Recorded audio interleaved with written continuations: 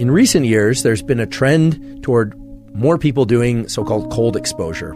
In part, this was popularized by Wim Hof, the so-called Iceman, getting into cold showers, taking ice baths, exposing oneself to cold water of various kinds, can in fact increase our levels of dopamine as well as the neuromodulator norepinephrine. First of all, some of the safety parameters. Let's establish those first. Getting into very, very cold water, 30 degree Fahrenheit or even low 40 degree Fahrenheit, can put somebody into a state of cold water shock. I mean, people can die doing that. So obviously, you want to approach this with some caution. But for most people, getting into 60 degree water or 50 degree water, or if you're acclimated and comfortable with it, 40 degree water or 45 degree water can have tremendously beneficial results on your neuromodulator systems, including dopamine. There is never a case in which getting into cold water does not evoke a release of epinephrine. So the quickening of the breath, the widening of the eyes, the feeling as if you can't catch your breath, and even some physical pain at the level of the skin, that happens almost every time that you get into cold water, even if you're cold water adapted. What almost everybody knows and understands is that wall, as I like to refer to it, is coming. That's always the first experience of getting into cold water. There's no real way around that. Now, this study that I mentioned earlier, Human Physiological Responses to Immersion into Water of Different Temperatures, really interesting study that was done and published in the European Journal of Applied Physiology. It's a really interesting study. They looked at people getting exposed to water that was warm, moderately cold, or very cold. It was 32 degrees Celsius, 20 degrees Celsius, or 14 degrees Celsius. What they looked at were the concentrations of things like epinephrine and dopamine and so on. And what they found was really interesting. First of all, upon getting into cold water, the changes in adrenaline and noradrenaline, epinephrine and norepinephrine, were immediate and fast, and these were huge increases. So that's the getting into the cold water that everybody experiences, these huge increases in adrenaline. But then what was interesting is they observed that dopamine levels started to rise somewhat slowly and then continued to rise and reach levels as high as 2.5 times above baseline. Increase in dopamine from cold water exposure of this kind was comparable to what one sees from cocaine, except in this case, it wasn't a rise and crash. It was actually a sustained rise in dopamine that took a very long time, up to 3 hours, to come back down to baseline, which is really remarkable.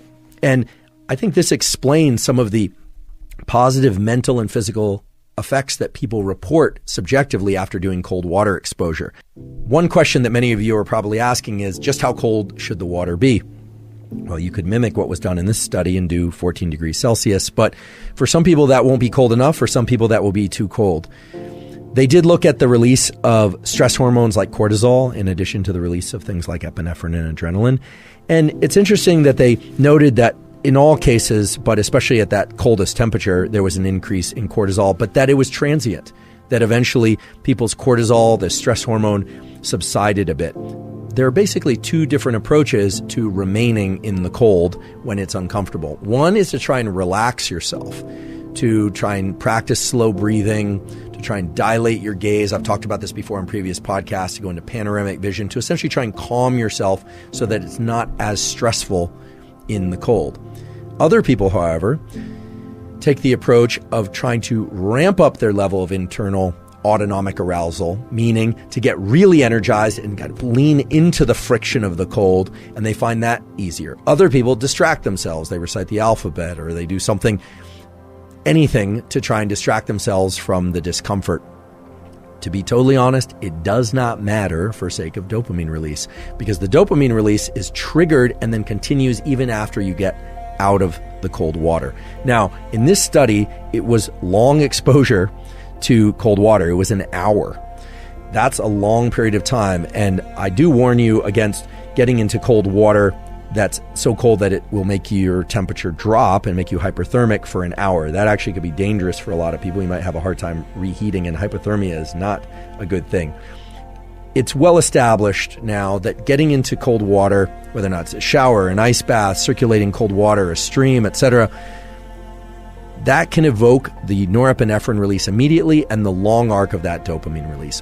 Why would that be good? Up until now, I've basically said getting increases in dopamine are detrimental to your baseline. Well, this does appear to raise the baseline of dopamine for substantial periods of time, and most people report feeling a heightened level of calm and focus after getting out of cold water. So cold water exposure turns out to be a very potent stimulus for shifting the entire milieu, the entire environment of our brain and body, and allowing many people to feel much, much better for a substantial period of time after getting out of the ice bath or cold water of any kind than they did before.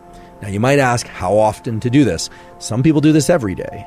It can be very stimulating, so typically doing it early in the day is going to be better. I don't necessarily recommend doing it right before sleep, but some people do it in the afternoon, and some people will indeed do that 7 days a week. Other people 3 days a week. Other people every once in a while. What I can say is once you become cold water adapted, once it no longer has the same impact of novelty and feeling a bit like I don't want to say a shock to your system because you don't want to go into cold water shock, but once it is comfortable for you, then it will no longer evoke this release. There really does seem to be something in the pathway from cold water exposure through the norepinephrine pathway and into the mesolimbic brainstem that causes this release in dopamine. But nonetheless, it's a basically zero cost. I mean, you need access to water of some sort, cold water, shower, etc. But basically zero cost way of triggering a long-lasting increase in dopamine without ingesting anything, no pharmacology whatsoever.